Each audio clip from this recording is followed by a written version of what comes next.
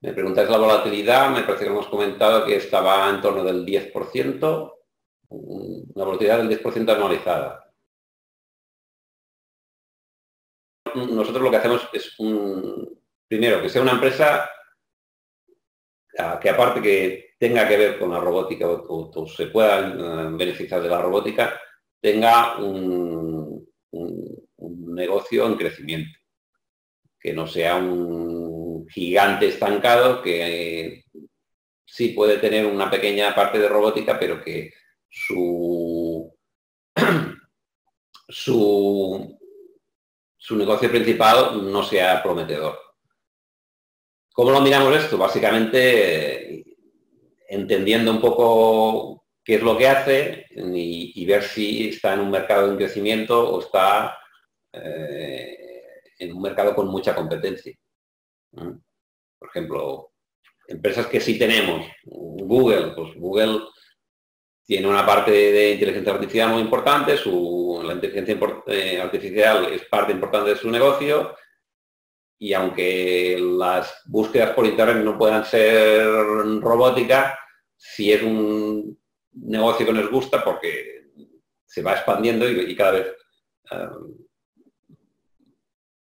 le damos un crecimiento a medio y largo plazo. Cada caso es diferente, ¿no? Básicamente, si una empresa la tendríamos en un fondo no dedicado a la robótica y además tiene un apartado de robótica, pues lo añadiríamos en nuestro fondo. Drawdown que hemos tenido más importante, yo creo que ha sido sobre un 4 o un 5%. Pero bueno, hay que pensar que esto es un fondo que busca una tendencia a 10, 20 años.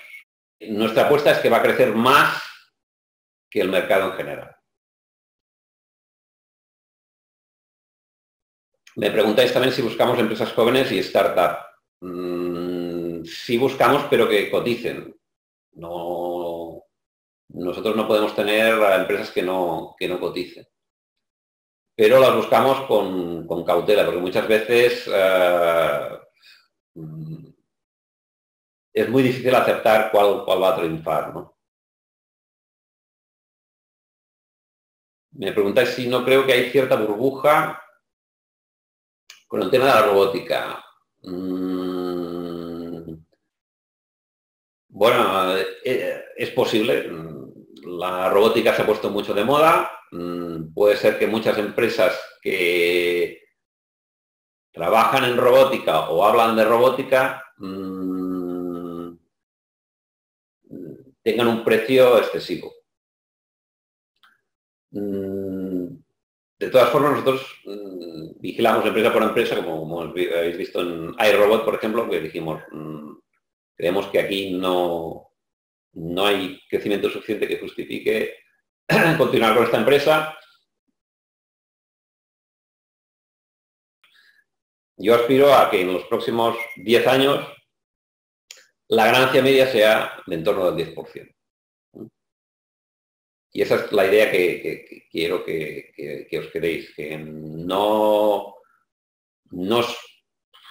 se va a poder ganar un 20% todos los años, lógicamente, pero sí, si se mantiene a largo plazo, puede ser una rentabilidad superior al mercado durante un periodo de tiempo largo.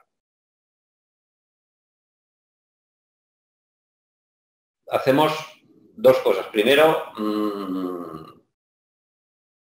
no apostamos por una empresa más del 3,5, 4% como mucho. Siempre intentamos diversificar un poco por igual entre las empresas. Nuestra filosofía es establecer un porcentaje para cada sector en el que creemos que tenemos que estar presentes, y dentro de ese sector le damos un peso similar a todas las empresas.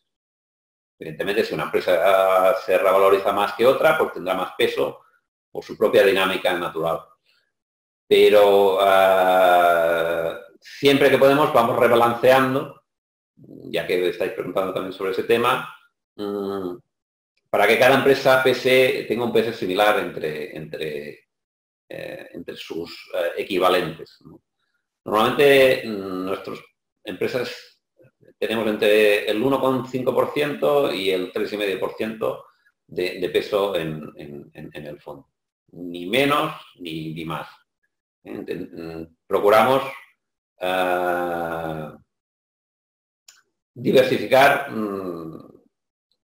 bastante y no hacer apuestas muy importantes sobre una sola empresa.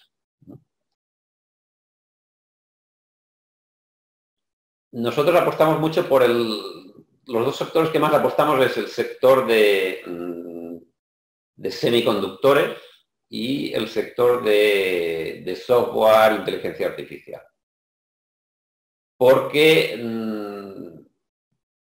no sabemos quién va a hacer los mejores robots, pero sí sabemos que va a tener inteligencia artificial y va a tener electrónica. Entonces, si hay una fiebre del oro, el que va a ganar seguro es el que vende picos y palos. Eso es fácil de entender. Entonces, todo lo que son empresas que trabajan con semiconductores y trabajan con software tienen un peso importante en nuestro portfolio.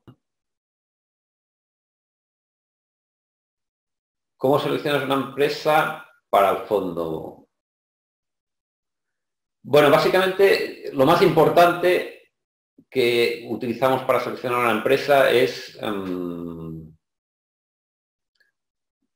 que nos guste su tipo de negocio. O sea, si tiene unas cifras que están bien, tiene un PER que está bien, pero vemos que su negocio no tiene foso, no tiene barreras de entrada, no tiene una ventaja clara respecto a la competencia, pues puede ser que no añadamos esa empresa. Análisis técnico no utilizamos para entrar en una empresa. Lo único que utilizamos es si, como intentamos balancear la cartera, si una empresa ha bajado, es más probable que pongamos dinero en esa empresa que una que haya subido más que las demás. En el fondo es parecido a un análisis técnico, pero no es el objetivo. El sector de la automotriz, primero, ya está muy robotizado, es difícil que se beneficie más.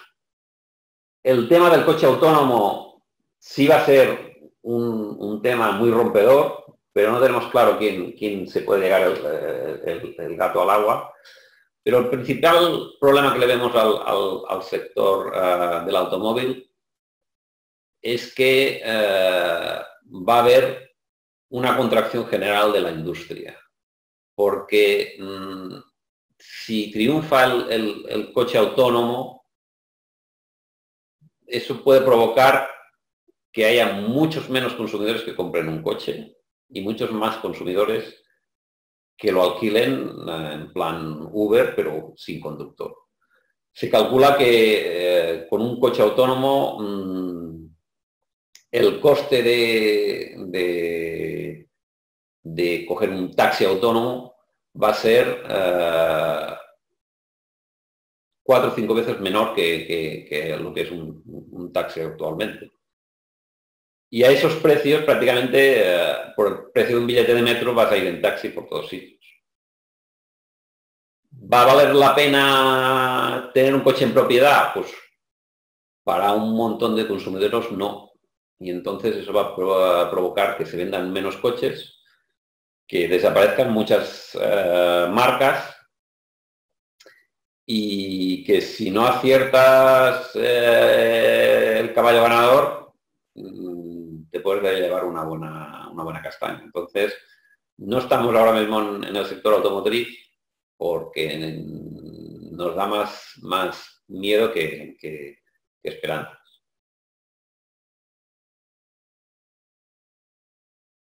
Si tuviéramos que apostar por una, yo apostaría por Tesla, pero con un riesgo enorme. Tesla tiene un gran problema de capacidad de producción y no tengo nada claro que consiga salir adelante. Pero en tema de conducción autónoma es el que más me gusta porque todos sus coches ya llevan cámaras y llevan el hardware necesario para la conducción autónoma y eso le permite adquirir datos que van a ser fundamentales para entrenar un coche autónomo que pueda conducir en cualquier situación. Nos pregunta si usamos opciones. Sí. Con la volatilidad tan baja que ha habido en los mercados, cuando hemos visto que el mercado alcanzaba máximos, la volatilidad estaba muy baja, hemos comprado alguna put sobre el Nasdaq por lo que pudiera pasar, ¿no? Ya sabemos que las opciones tienen un seguro y todos los seguros, pues si tienes suerte pierdes dinero porque no se produce el siniestro y has perdido la prima, ¿no? Pero bueno, también te da una cierta tranquilidad de que si pega al mercado una bajada fuerte, pues tendremos algo de cobertura. Mantenemos siempre algunas opciones sobre el Nasdaq para si hubiera una caída fuerte, cubrir esa bajada un poquito. Invertimos todo en acciones directamente, no invertimos en otros fondos. Actualmente yo soy el único gestor de Espera Robótica. Hasta diciembre estaba también José Antonio Andrés, pero estoy yo únicamente. Nosotros podemos estar al 100% invertidos en cartera, de hecho al 99% porque la CNMV obliga a tener un 1% de liquidez, pero sí procuramos estar siempre al 100%, todo lo máximo que se puede. 98, 96, 95.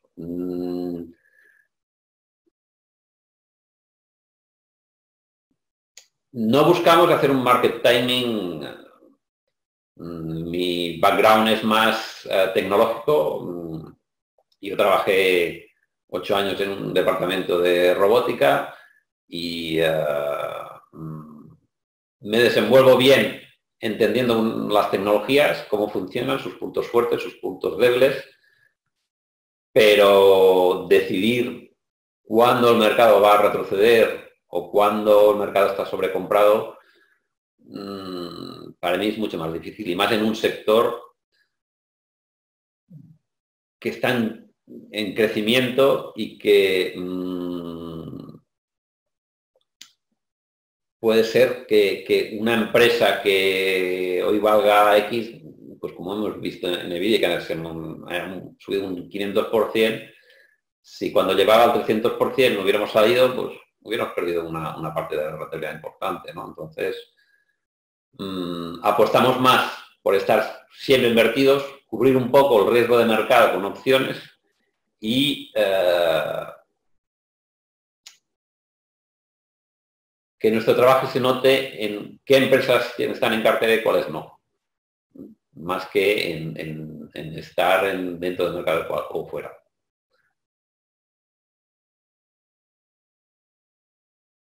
Todo lo que sea almacenes, yo creo que se va a robotizar muy rápidamente en los próximos años por el tema de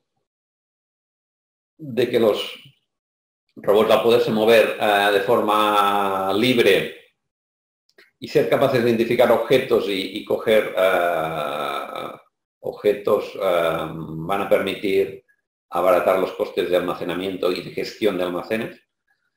Y por tanto, toda la empresa que el almacenamiento sea importante, tipo, pues bueno, Amazon es un claro ejemplo de empresa que tenemos en cartera, que además invierte en robótica y que su punto fuerte es sus almacenes de distribución, pues ahí les puede beneficiar mucho.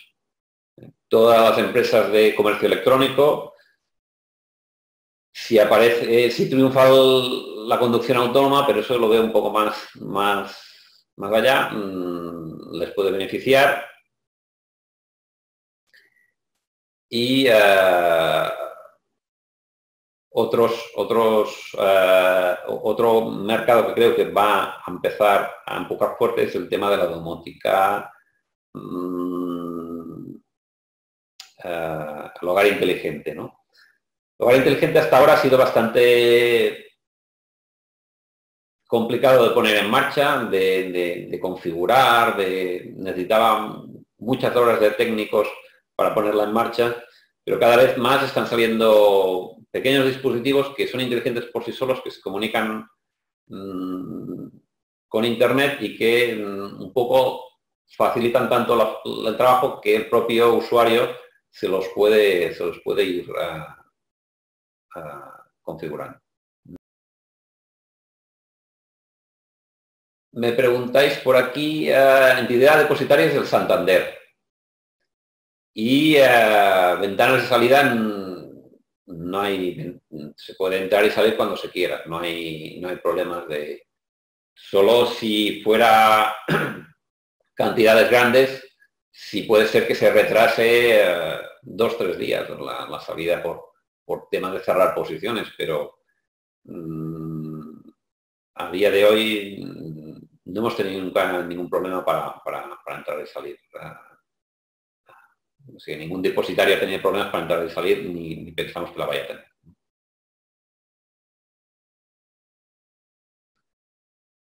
¿Cómo decido qué empresa estudiar? Básicamente yo me dedico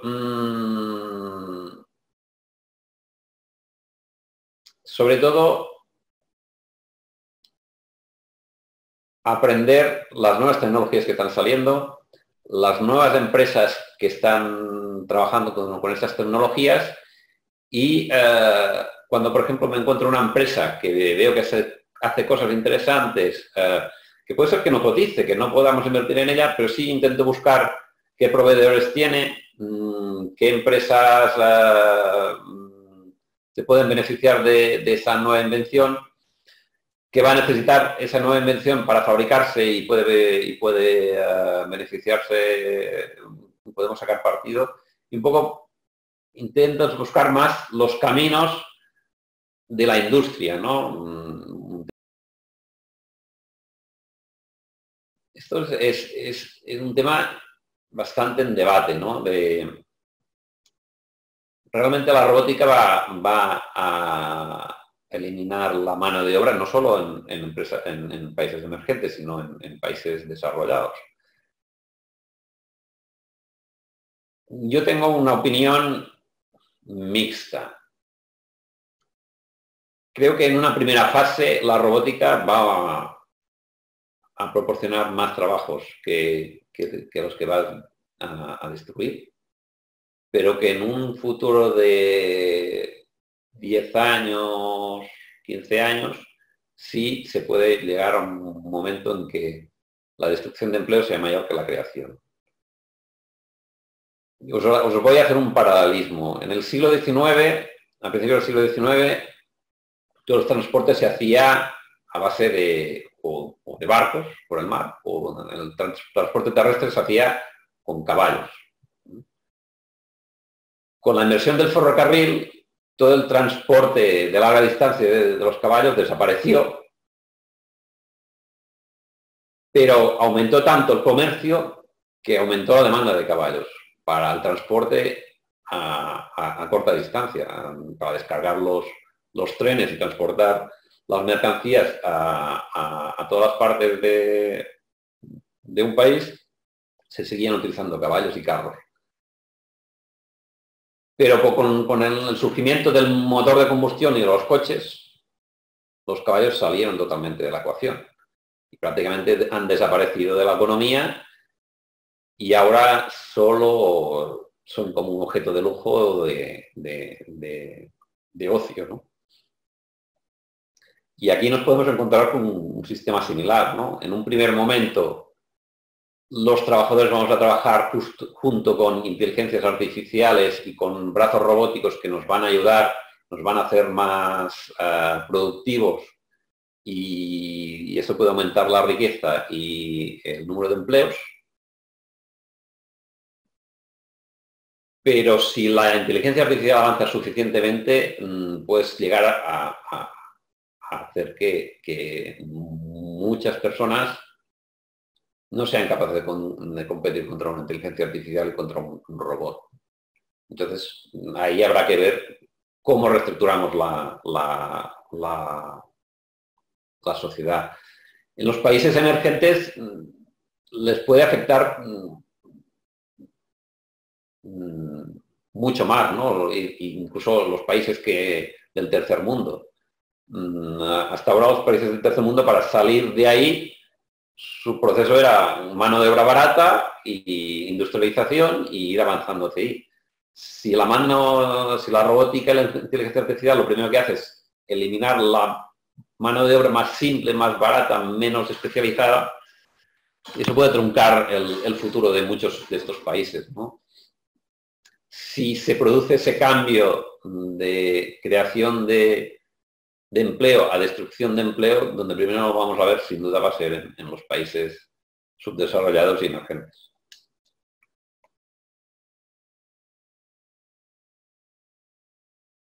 Me preguntáis si sacar sistemas robóticos autónomos de entornos cerrados puede ser complicado por regulaciones. Puede ser un freno importante de cara al futuro.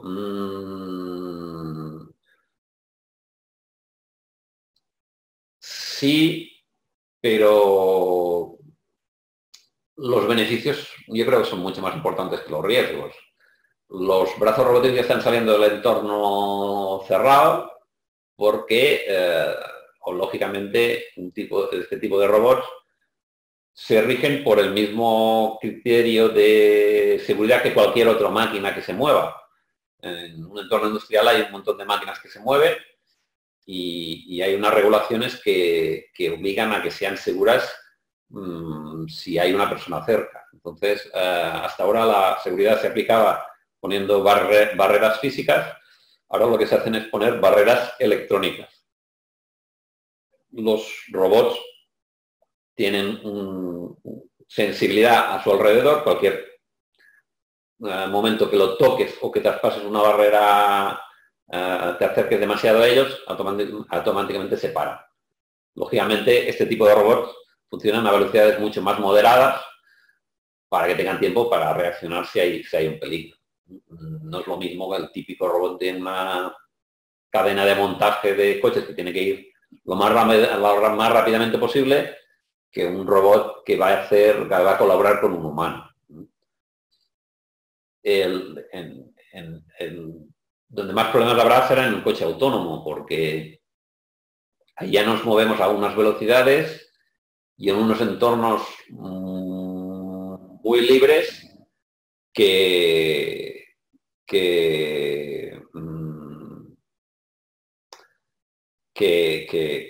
yo creo que va a dificultar bastante llegar a un 100% de conducción autónoma.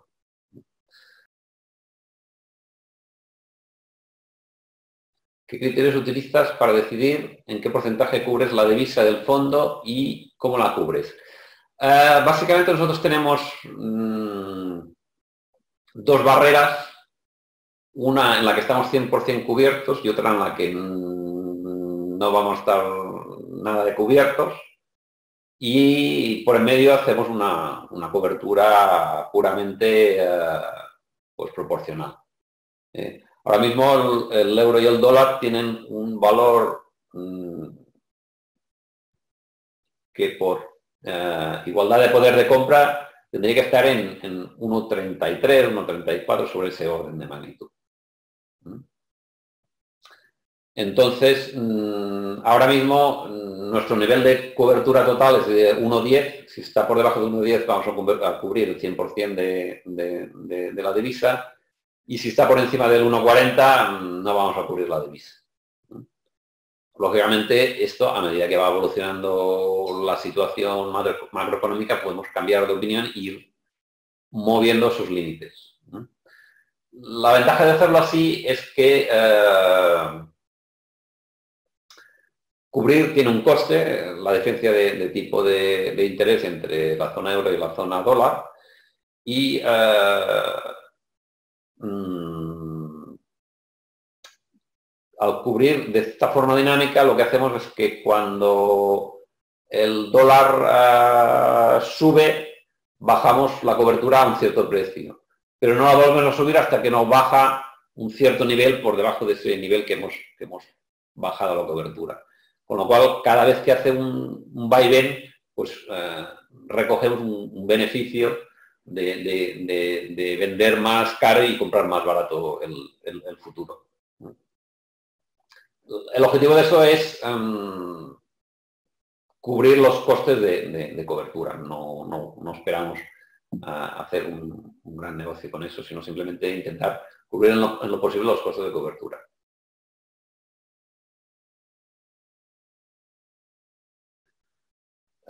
Impuestos a la robótica, pues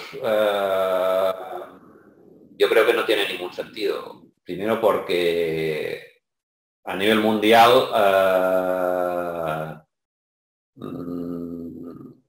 es imposible que todos los países pongan impuestos sobre la robótica a la vez, y como a los robots les da igual trabajar en un país que en otro, al final eso lo único que va a hacer es perjudicar al robot, al país que ponga ese tipo de impuestos, ¿no? Lo que sí que creo que tendría cierto sentido es bajar los impuestos a las empresas que contraten personas, ¿no? Que eso sería igual un poco más interesante. O hacer, poner un impuesto general a todas las empresas y impuesto, por ejemplo, bajar sobre el IVA que tú facturas, pues un tanto en función del número de personal que tengas, ¿no?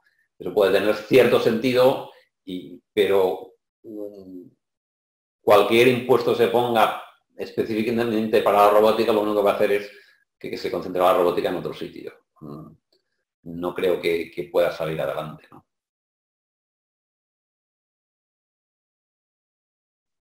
La singularidad de Prussell, que las máquinas puedan tomar conciencia, estamos bastante lejos de esto. Porque la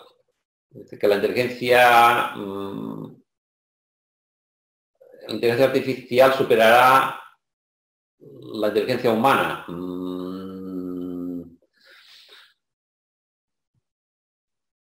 En 15-20 años es posible.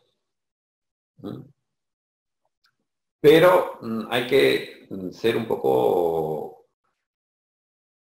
Estos 15-20 años podrían ser 40 o 50 también. Hay que pensar que lo que ahora mismo hace la inteligencia artificial es lo que podemos ya determinar como percepción. O sea, pones una imagen y son capaces de detectar qué objetos son.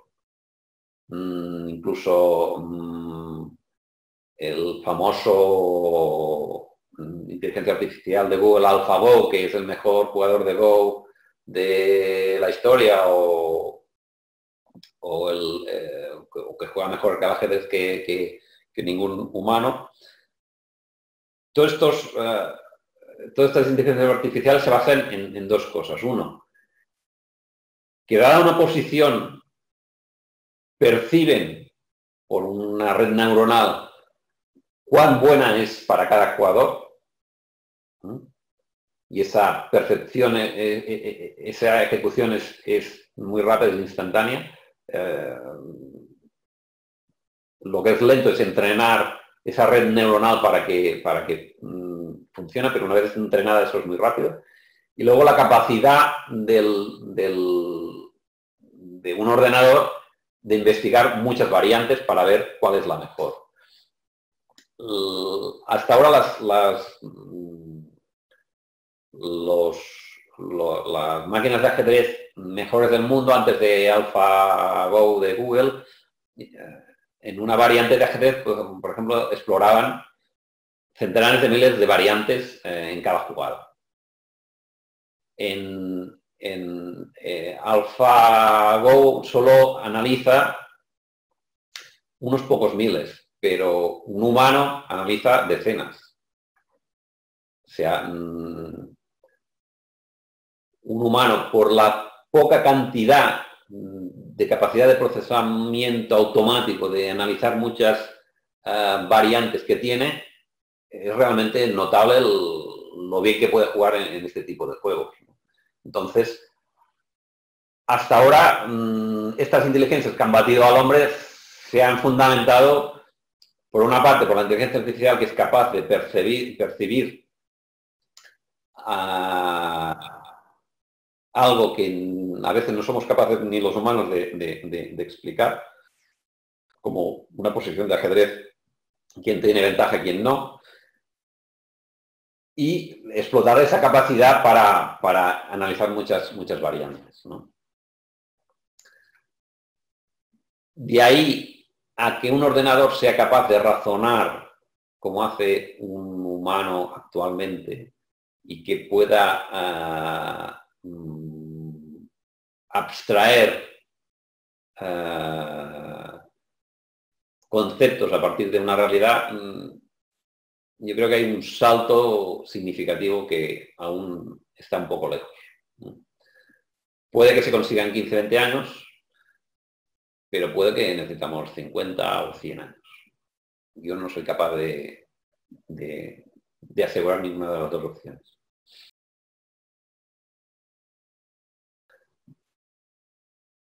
Bueno, ya hemos comentado el tema de las industrias automovilísticas. Creo que todo el tema del transporte va a hacer caer los costes de forma importante, y puede ser que la industria del transporte se contraiga. Pero también, si baja los costes, también puede ser que aumente la demanda. Todo depende también de cómo evolucione, ¿no?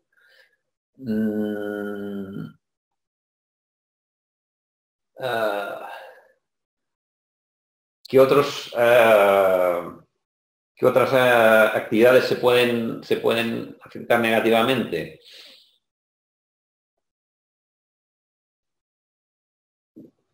Yo creo que toda aquella actividad que sea un poco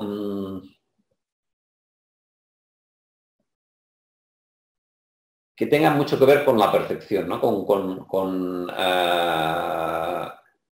Con manipular cosas a mano, con la conducción, aunque creo que aún le falta algo, es el típico ejemplo, ¿no? Que es nosotros cuando conducimos no lo hacemos conscientemente, podemos estar pensando en otras cosas y conducir de forma casi automática, ¿no? Porque se basa sobre todo en percibir estímulos y realizar un trabajo muy simple de mover el volante, frenar, acelerar y poco más. Este tipo de procesos son los que se pueden automatizar más, ¿no? Y todas las empresas y todos los trabajos que dependan de este tipo de habilidades son los que más se pueden afectar, ¿no? Me comentáis Watson. Watson es algo que también me gusta. Ya he dicho que IBM como empresa en general no me convence mucho, pero Watson sí. No nos engañemos, Watson no entiende lo que lee. Watson percibe, es capaz de percibir, coge un texto, percibe qué palabras aparecen ahí, qué palabras más frecuentemente aparecen unas con otras, y de ahí se puede extraer un conocimiento, pero de un estudio de que estaban aplicando Watson para diagnóstico médico, ¿no? Que me parece súper interesante y muy prometedor. Y en un hospital, me parece que era de Dinamarca, vieron que, sí, de acuerdo, daba buenos diagnósticos en gran cantidad de veces, pero había veces que se equivocaba totalmente, ¿no? Que daba respuestas totalmente incoherentes, ¿no? Que, digamos, una respuesta que podía matar a un paciente porque, evidentemente, estaban precisamente probando el sistema con supervisión de médicos para ver qué tal funcionaba, pero que aún se puede equivocar de forma que un humano no se equivoca, ¿no? Es como el ejemplo del accidente que tuvo un coche de Tesla, ¿no? Que se le cruzó un camión por delante y se equivocó, porque se pensó, al final hicieron un estudio de qué es por qué no frenó el coche, y es porque como el camión, el remolque era más alto que un coche normal y tenía un vacío por debajo, lo interpretó como un cártel de la autopista, ¿no? Y no frenó por eso. De hecho, los coches autónomos ahora mismo, el gran problema que tienen es diferenciar qué es un coche que se mueve de un coche que está aparcado. Ahora mismo, un coche autónomo, cuando circula, cualquier objeto que no se mueva, que él detecta que no tiene movimiento, que su radar le indica que eso está parado, dice, esto no tengo que frenar para eso. Solo tengo que ver que no me estorba para pasar, pero no tengo que frenar. Y eso es un problema, ¿no? Porque puedes encontrarte a veces con objetos parados en medio de la carretera, que es lo que pasó con el coche Tesla. Un camión que iba perpendicular al coche, para él estaba parado porque no tenía velocidad en la dirección en que se movía, y como era por debajo, el radar que lleva incorporado no detectaba nada, pues pensó, pues será un cartel. Si no hacen eso, los coches autónomos, ahora mismo, en cada cartel de la autopista, tendrían que frenar, ir despacito a ver qué es, qué no es. No serían prácticos. Aún le falta mucho, algo que es tan simple a nosotros, diferenciar un camión de un cartel de la autovía, que para nosotros es evidente, aún tienen dificultades las inteligencias artificiales para diferenciarlo. Y con Watson pasa exactamente lo mismo. Muchas veces sacan respuestas excelentes, incluso mejores en promedio que un doctor, pero a veces hacen equivocaciones absurdas que un humano nunca haría, ¿no? Esas inteligencias no tienen sentido común. Son simplemente cálculos y muchas veces no podemos confiar al 100% de que van a entender por dónde se mueven.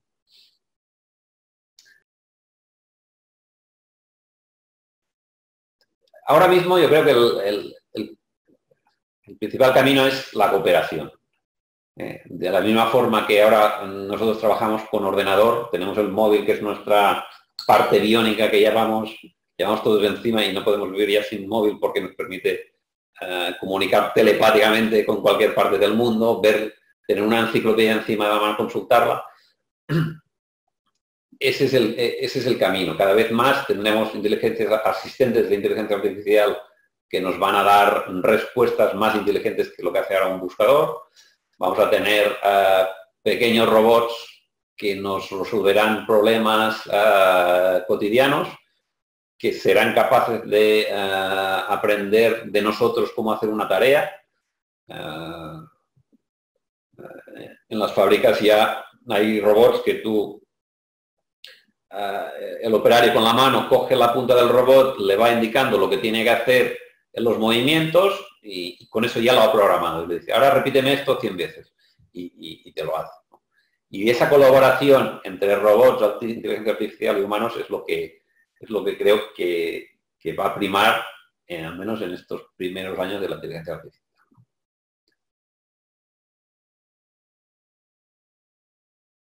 Creo que la inteligencia artificial cambiará aún más la gestión de los mercados. Ya está cambiando sobre todo el trading, ¿no? Está cambiando la operación la operación de alta rotación. Y en la selección de empresas, sí, yo creo que van a aparecer ya hay herramientas de selección de empresas que pueden funcionar bien en plan ETF, es decir, ahora mismo un ETF que tú dices, pues cúbreme todo un mercado, cúbreme todo un sector. Sabemos que son herramientas muy poderosas porque la diversificación y los bajos costes los hacen competitivos. Y creo que una inteligencia artificial puede llegar a generar ETFs, digamos, más inteligentes en el sentido de decir, bueno, seleccióname empresas que puedan tener cierto crecimiento, cierta resistencia a crisis de cierto tipo, cualquier criterio que se nos pueda ocurrir.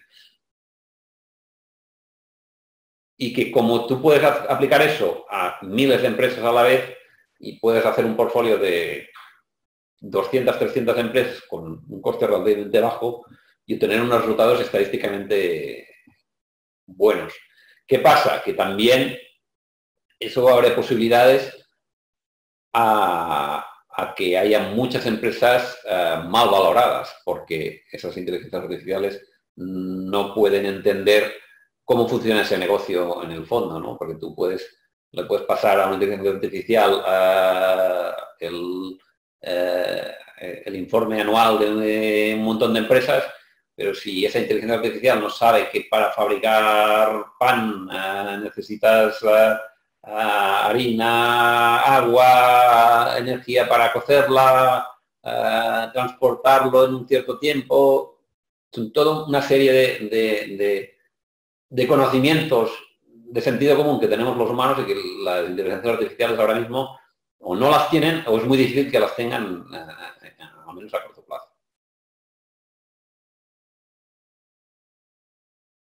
En la conducción se puede optimizar con acelero, freno, pero veo un problema a la hora de establecer prioridades. Por ejemplo, se cruza un niño en la carretera, pero al esquivarlo te chocas con otro vehículo, etcétera. Bueno, ese problema lo tenemos ahora también. Si tú vas por una calle y se te cruza un niño, ¿qué vas a hacer? ¿Lo atropellas o te vas a estampar con otro coche y te vas a matar? Pues probablemente no lo sabes ni tú, porque en una reacción así de pronto no sabes cómo te vas a reaccionar. ¿Cuántos de vosotros os habéis encontrado en una situación como esta? Seguramente nadie, ¿no?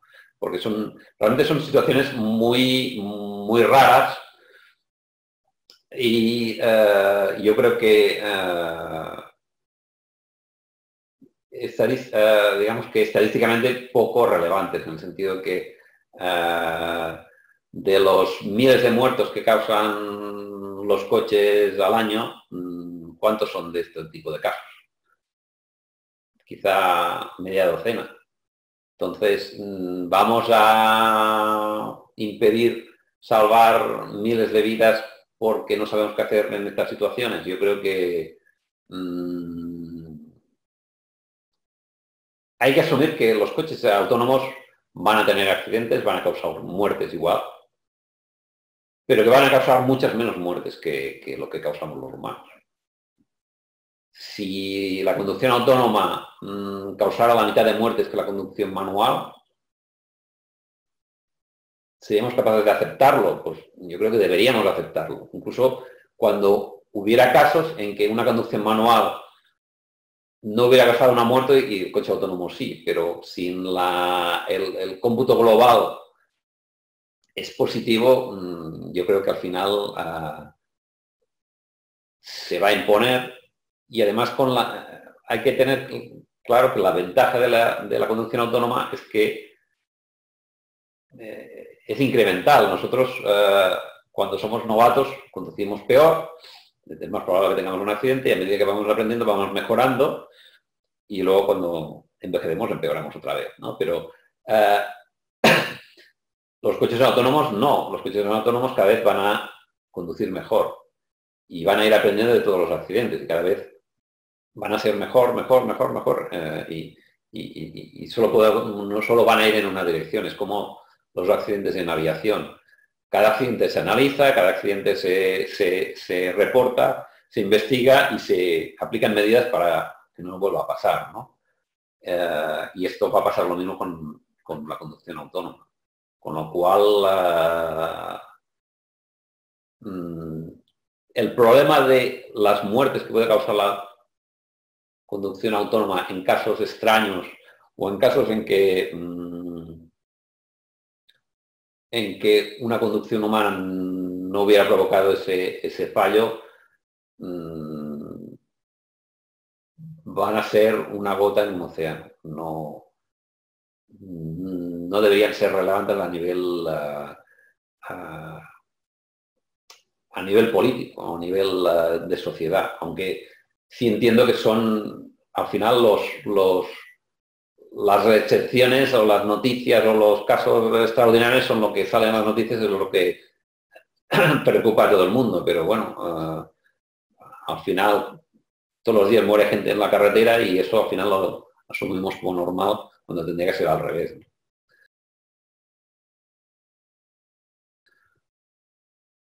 IBM también tiene en Watson una división de servicios financieros. ¿Qué opinión me merece? Pues yo le veo, tal como he comentado, bastante futuro en ese sentido, ¿no? En poder crear ETFs más complejos o más globales o menos compartimentados, ¿no? Ahora, si tienes un ETF del Nasdaq, solo invierte en el Nasdaq y no invierte en... Pero tú puedes en otros mercados, otros países, pero tú podrías hacer una inteligencia artificial que pudiera aprender para invertir en todo el mundo y trabajar con muchísimas más empresas y obtener resultados correctos, ¿no? Yo creo que ya se aplica y seguramente irá avanzando, pero de nuevo, no sé hasta qué punto. De hecho, una de las razones por la baja volatilidad de los mercados en los últimos años es porque los sistemas de trading automáticos se cree que han provocado eso, ¿no? Podría ser una de las causas que se especula. Pero también puede ser que luego las reacciones del mercado sean más importantes, y ahí es donde los humanos podemos tener una cierta ventaja. Bueno, como comenta Mónica, vamos terminando. Muchas gracias a todos por asistir y hasta una próxima vez.